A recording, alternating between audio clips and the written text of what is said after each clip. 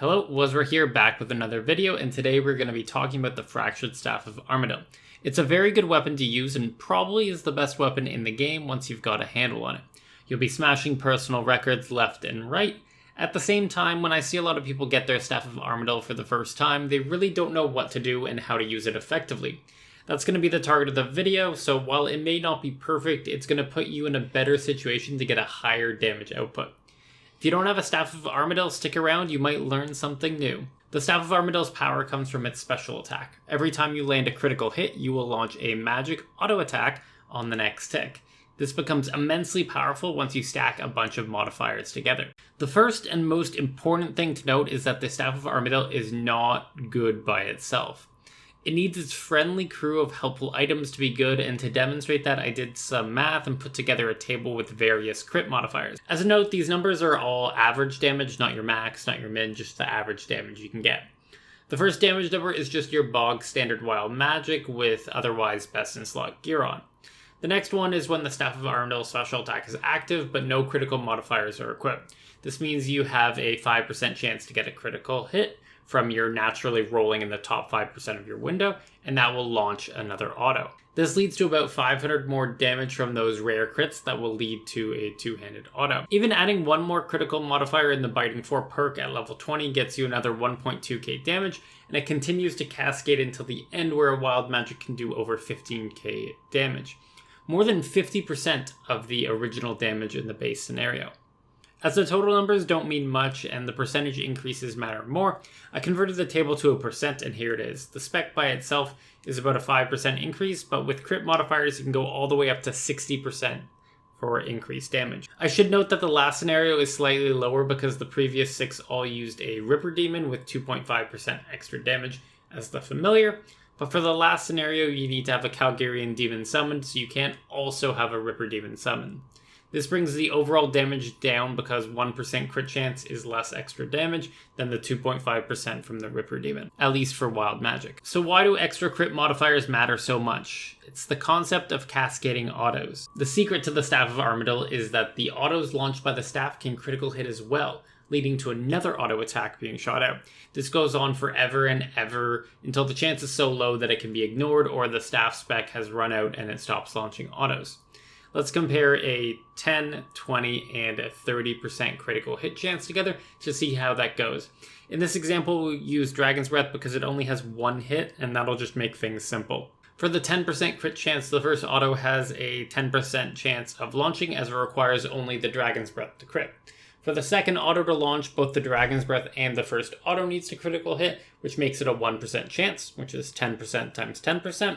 For the third auto to launch, the Dragon's Breath and both autos need a crit. So that becomes 10% times 10% times 10%, which is 0.1%. This goes on forever, and it comes up with a total of 0.11 autos per Dragon's Breath, or effectively a 11.1% rate. When we repeat this same experiment, but with 20% crit chance, it's a similar concept, where the first one requires a 20% chance, as the Dragon's Breath needs to crit. The second one is where we see a more noticeable difference, as it's now a 4% chance, 4 times more than the previous one, because it's 20% times 20% instead of 10% times 10%. The third one sees an even bigger increase, with this one being 0.8%, as it's 20% times 20% times 20%. By doubling the crit chance, we've quadrupled the second auto and octupled the third auto, and as a whole, it's 0.25 autos per Dragon's Breath, or an effective rate of 25%. Continuing this on with 30%, we get the same thing where the second and third autos are even more likely, and the final amount is 0.429 autos per Dragon's Breath, or an effective rate of 42.9%. Summarizing this section, by tripling the critical rate from 10 to 30%, we nearly quadrupled the amount of autos launched. And the closer that you get to 100% critical chance, the more powerful a critical modifier becomes, as going from 20 to 30% was way more powerful than going from 10 to 20%, despite them both adding 10% to our crit chance. Okay, now that we got all the basics of the staff out of the way, it's time to talk about the important items or abilities that you're going to want to make your experience with the Staff of Armadyl that much better. We have the previously listed critical modifiers. Airthor's Grimoire, this is a pocket slot item and it has 2 buffs to it. It gives a 12% buff to your critical hit chance, and it also increases your hit cap up to 15k. It's very rare for mages to reach this hit cap, so the benefit is mostly around the 12% critical chance. This is de facto mandatory for using the Staff of Armadyl, as no other pocket slot even comes close to the same level of DPS. The Reaver's Ring is the best in slot ring for magic, as it gives a plus 5% critical hit chance at the cost of 5% accuracy. This ring is best used where you get 100% accuracy even after the debuff. However, once you get to low accuracy targets such as Virago and Telos, you are better off using another ring. The Chandler's Ring is the next best ring for magic, and the best when you can't afford the accuracy debuff. It gives you plus 4% critical hit chance on channeled abilities. This would affect Concentrated Blast and Asphyxiate. It also cascades the critical hit chance on further parts of the channel. So for Concentrated Blast, the first one is 4%, the second one is 8%, and the third one is 12%. I find that this ring doesn't add much, and I'd rather camp the Ring of Death when I can't afford the accuracy debuff and save 15 mil. Biting 4 is an armor perk that gives you 2% crit chance per rank, so at rank 4 it gives a total of 8% critical chance.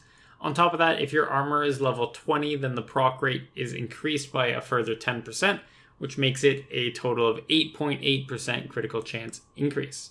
And the last critical hit buff is the Calgarian Familiar. It has 2 critical based effects. If you have the Familiar summoned, you get 1% critical hit chance, and if you use the scroll actively, that gives you an additional 5% critical hit chance to everyone within a small area of the Familiar for a total of a minute.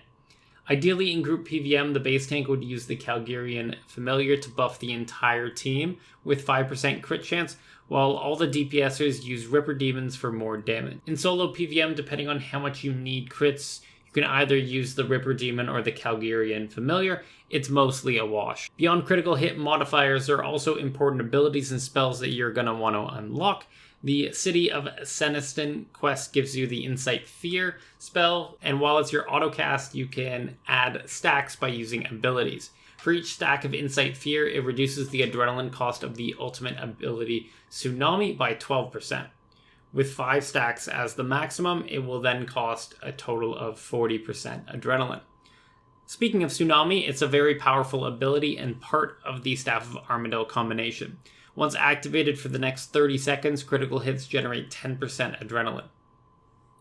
Not only does it have the passive buff, but it also hits between 200 to 300% ability damage, making it a powerful ability for its 40% adrenaline cost with Insight Fear up. Greater Concentrated Blast gives 3 powerful hits in 1 global cooldown. This makes it very valuable to stack critical hits together, generating adrenaline with the Tsunami passive. This ability requires dual wield magic, but it's powerful enough that even if you have a T88 wanted orb, it's worth swapping to. Wielding an Igneous Cal Mage or Igneous Cal Zuck, which are the Mage Zuck Cape and the Hybrid Zuck Cape, that will lower Omnipower's adrenaline cost to activate down to 60%. It also changes the ability so that Omnipower is now 4 separate hits, each dealing between 90 to 180% ability damage. The 4 separate hits can each trigger a critical hit, which as noted is very valuable. On top of that, by splitting the damage between 4 hits, it gets around hit caps way more freely. Now that we're done with abilities, let's circle back to buffs. The Conservation of Energy Relic makes all ultimate abilities refund 10% of their adrenaline after using. This means Tsunami goes down to 30% net loss, Omnipower will be a 50% net loss, and Sunshine will start you off with 10% adrenaline. As you use ultimate so often with magic, it's worth the 350 relic power. For your remaining slots, you can either use Font of Life and Berserker's Fury, or if you don't want to stall adrenaline, you can use Fury the Small and Persistent Rage. Fury the Small isn't as important because you're going to be generating copious amounts of adrenaline with Tsunami and the Staff of Armadyl, so the 1% on basics is so minor. There's another armor perk that works really well with the Staff of Armadyl, and it's called Invigorating. Each rank gives 0.2% extra adrenaline per auto attack used. All magic autos as a base give 2% adrenaline, so with rank 4 you can get 2.8% adrenaline per auto attack. And yes, this includes auto attacks launched by the Staff of Armadyl special attack. You can combo this perk with mobile to help save gizmo slots on your armor. The Armadyl Battle Staff works well with the Staff of Armadyl and can be chucked into an Essence of Finality. Special attack is 5 hits of rapid succession, each doing 18 to 90% ability damage, while costing 50% adrenaline. As a whole, it's not that powerful of an ability for its cost, but the fact that it has 5 hits in it quickly helps stack up critical hits and autos to help regain adrenaline and deal more damage. It's bad on its own, but with Tsunami and the Staff of Armadyl special attack, it becomes good. And last but certainly not least, you're going to want the passive Ring of Vigor from the Extinction quest. This saves an additional 10% adrenaline on ultimate abilities and special attacks. With both Conservation of Energy and the Ring of Vigor passive, you get a lot of adrenaline savings, letting you do a ton of extra damage. One last thing that Past Me forgot about and editing me noticed is Smoke Cloud. Smoke Cloud increases the damage taken by critical hits by 15%, and the hit cap for critical hits is increased by 12%. For non-mage abilities, these buffs are 40% effective, but as we're talking about mage, that really doesn't matter. This makes our hit cap 13,440 without Grim, and 16,800 with Grimoire. The hit cap will only come into play for Detonate and Gethic Stab, as no other mage abilities can reach that level unless you have boss-specific buffs. With our about 35% critical hit rate and a 15% increased damage on those, it leads to about a 5% overall DPS increase, so it's definitely worth applying, but it's not as powerful as, say, Vuln, or as easy to do because there are no Smoke Cloud bombs yet. Smoke Cloud lasts 120 seconds and is applied the same way as Vulnerability is, by auto attacks. As the Staff of Armadyl special attack autos reset your cooldown, it can be very hard to apply Smoke Cloud while you're midway through your Staff of Armadyl rotation, as you're just getting crits all day long. It's best to apply Smoke Cloud before you staff spec, or as your very first thing you do on a boss. Personally, I like to do it whenever I Sunshine, as there's a free auto that comes with that, and I don't need to worry about 4 ticking at all.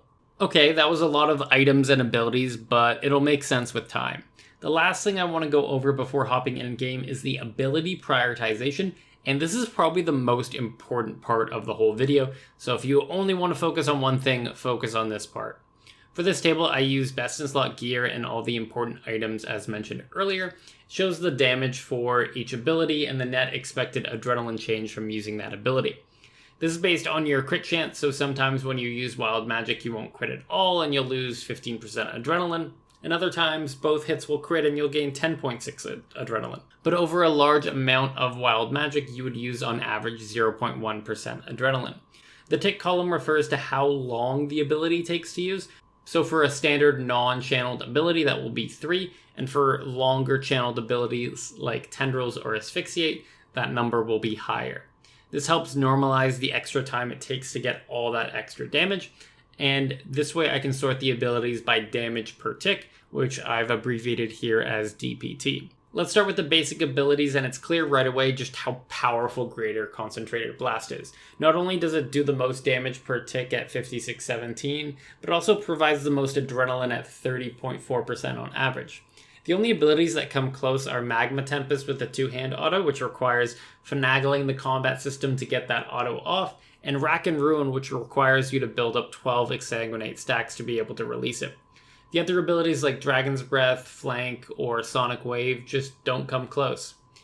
Ideally, you wouldn't use any basics outside of the top 3 while under Tsunami and Staff of Armadyl special, but it will have to be done under specific scenarios, and whenever you need a lot more adrenaline, just throw on your dual wield and use a Greater Conch, and you'll be swimming in adrenaline. On the Threshold special attack side of things, there is a similar clear winner with Igneous Omnipower. Provides nearly 14,000 damage per tick, while the critical hits on its 4 hits make up most of its 40% adrenaline cost.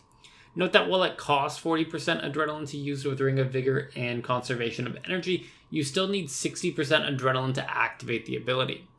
This ability has a 30-second cooldown, so you can only use it once per Tsunami or a staff spec combo, so it's not a priority to hit this ability right away, but make sure you get it because it's that powerful. Smoke Tendrils is the next best ability. It's special in the fact that it always critical hits. That means that you're guaranteed at least 4 critical hits from it, but once we take the recursion into play, it ends up being 6.33 criticals on average. This helps bring it up to an average adrenaline gain of 66%. It's also the second most damaging ability at 7,700 per tick. Smoke Tendrils also has a long cooldown, and this time it's 45 seconds, meaning again you're only going to get 1 off per Staff of Armadyl special attack. And while it does do big damage, Smoke Tendrils' main benefit is its adrenaline generation. It lets you get back up to high adrenaline very quickly, so try to avoid using this above 75% adrenaline. And if you're in that like 80 to 85 to 90% range, just use another threshold or a special attack first to lower your adrenaline, which you can then use your tendrils. You also want to make sure that you always hold the tendrils to the very end so you get the free criticals on all the hits. Wild Magic is very important to the rotation as it's a high damage ability with 2 instant hits. It can nearly pay for itself with its criticals, getting back almost all the adrenaline. On top of that, it has a 20-second cooldown. This means that if you prioritize Wild Magic early enough, you can get 2 instances of it during your staff combo with Tsunami. Asphyxiate, on the other hand, is a more weird ability. In the past, it was always worth it to hold it all the way through all 4 hits. That way you'd get maximum damage for your 15% adrenaline, but in the post-Staff of Armadyl world, it's just not. You're much better off canceling the ability early after 2 hits and getting more damage using another ability. Asphyxiate also has a short cooldown and enough to get off 2 in 1 special attack, but it's not worth prioritizing it in comparison with the better Wild Magic. To cancel Asphyxiate after 2 hits, you just use your next ability, and as soon as global cooldown is up, treat it like Wild Magic. Putting this all together, a normal Staff of Armadyl rotation would look something along the lines of using tendrils to gain adrenaline, then popping off Wild Magic to start the cooldown, using Omni Power to guarantee that you get the ability off before you start using Asphyxiate, and Armadyl battle staffs as much as possible. However, if you're just not critting well, don't spam the Armadyl battle staff, so that way you leave yourself with a certain amount of adrenaline at the end so you can come back to Wild Magic once it comes off cooldown. You can always skip an Armadyl battle staff and throw in a greater conch. To summarize here, the rules of thumb under staff spec and Tsunami is only tendrils below 75% adrenaline, do not Armadyl battle staff unless Omni, tendrils, and Wild Magic are already on cooldown, and do not Armadyl battle staff once staff spec or Tsunami is gone. You need both of those to make them viable, otherwise you're just chucking away 40% adrenaline. Of course, there's rotation specific locations where you're going to want to ABS without Tsunami around, but they're very rare and they're more an exception rather than the rule. In order to get a good grasp of Staff of Armadyl rotations, I decided to record a couple, and I'm playing this here at half speed. The very first thing you want to do before you ultimate is flick on the Calgarian Demon special attack just so you get those extra crits. Once that's done, I'm going to Sunshine. My next ability is going to be Greater Concentrated Blast to get 3 hits, and Deep Breath. That is a great starting combo. Once the deep breath is done, I 4-tick a blood barrage with Tsunami. One of those crits, so I got back 10% adrenaline into a staff spec. At this point, I'm 34 adren, so I need to build up a little more adren to be able to use thresholds. From here, I can start the cooldown on Wild Magic, so I'm guaranteeing a second one. And as I'm 50% adrenaline, it's a good time to tendrils to build myself up to full. I stare at the tendrils buff bar, and as soon as I see it go to number 1, I can click the Omni and drain that extra adrenaline I got. With Omni, your next ability after will be Asphyxiate, just to get it out of the way, and at this point, I can go into Armadyl Battle Staff specs. I have extra adrenaline, all my thresholds are on cooldown, and you're just looking at the crits you get from the Armadyl Battle Staff.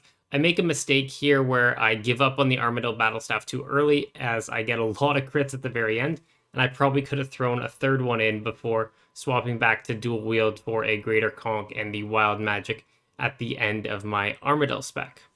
But that is a Staff of Armadyl rotation with not great starting crits. On the other hand, I have another rotation where I got a lot of good crits and I was able to pump up a lot more damage.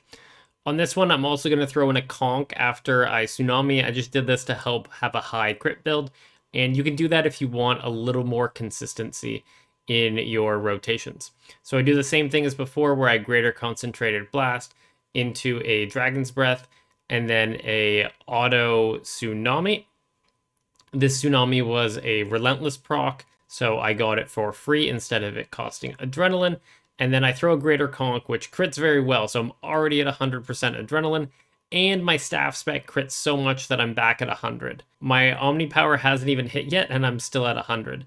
At this point, I just decide to dump abilities that aren't tendrils, so I Omni'd Wild Magic, I Asphyxiated, and at this point, I kind of like have to use tendrils with high adrenaline. I'm just critting so much that if I stick to that 75% rule, I'm just never going to get my tendrils off. And now I've used all my good abilities, so it's now about managing my ABS usage and making sure I end at a reasonable adrenaline.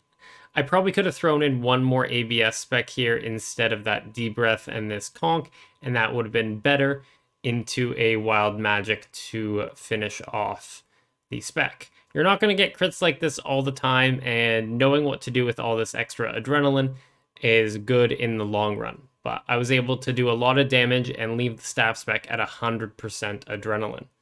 One unknown thing that will come up frequently is using back-to-back Armadyl special attacks after a channeled ability. If you crit really well, it's very natural to do a 2-hit asphyxiate into back-to-back special attacks.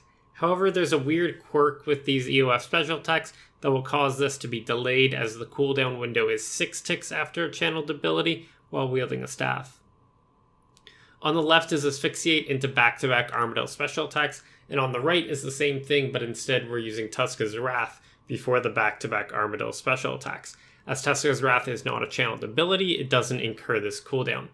It's hard to see in slow motion, but on the right, it's able to get off the second special attack 1 tick earlier. If you're ever in a situation where you get insane crits, instead of back-to-back ABSs after asphyxiate, throw in a Dragon's Breath in between the special attacks to not lose ticks. The last thing I want to cover in this video is what to do when you don't have an adrenaline potion to get you up to high adrenaline quickly. This happens a lot in fights that are longer than 1 minute, where you're going to be doing multiple sunshines, and you only have the adrenaline pot for every other sunshine. What you want to do is tsunami before your ultimate instead of after, so it would look something like this. You'd tsunami into a greater conch, then you'd Tuscas Wrath, which would probably get you up to 100, as one of those 4 hits is going to crit, allowing you to sunshine. From there, you can greater conch and Dragon's Breath, and the same sort of thing where you're going to get enough crits to get you to be able to staff spec, where you can do the Blood Barrage and staff spec combo. Originally, we were doing Blood Barrage and Tsunami at this time, but as you've already tsunamied, you don't need to worry about that. Your Tsunami is going to run out about 10 seconds before your staff spec, so make sure you don't dump too much adren with Armadyl Battle Staff spams after the Tsunami runs out. So pay attention to what you need and maybe throw in a greater conch or two instead of an Armadyl Battle Staff. As a whole, the Staff of Armadyl is a great weapon, and my biggest piece of advice is just play around with it. Talk to people, see what they do, see what works and see what doesn't. And with time, you'll be getting that insane DPS. Every boss has some slight modification that you're going to have to make to get the perfect rotation off, but if you follow these broad guidelines, you're going to be in a good position to do a lot of damage. Even me, having owned this staff for almost a full year now, I find improvements in my rotations every day. If you have any comments or tips, leave them down below, and otherwise I hope you enjoyed the video.